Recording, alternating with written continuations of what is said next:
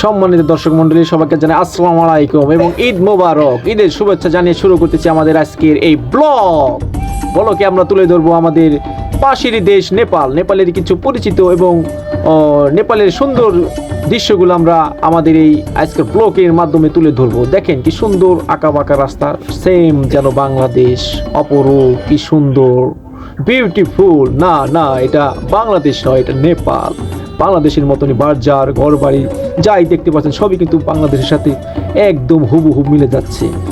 আসলে জীবনযাপন যে শুধু ইট পাথর দিয়ে ঘেরা তা নয়, নেপালের যে দৃশ্যগুলো দেখতে পাচ্ছেন এটা আসলেও আপনারা ভাবতেই পারবেন না যে নেপালের একটা সুন্দর একটা দৃশ্য। যে রাস্তাগুলো দেখতে পাচ্ছেন বাংলাদেশের একদম গ্রামগঞ্জে যে রাস্তাগুলো আছে সেই রাস্তার সাথে হুবহু মিলে যাবে, কিন্তু না, এটা আমাদের নেপাল।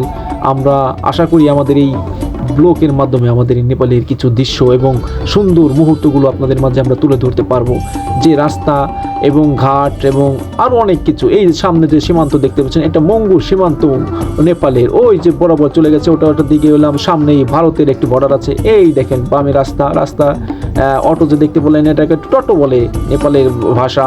সামনে যে এই যে এটা আসতে এটাকে পটো বলে।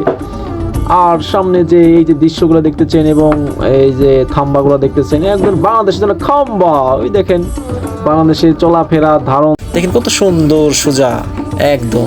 এটা কেউ বলতেই পারবে না এটা আমাদের নেপাল, পাশের দেশ নেপাল। কিন্তু দেখতে হুবহু আমাদের বাংলাদেশের মতো আঁকা বাঁকা রাস্তা পথ।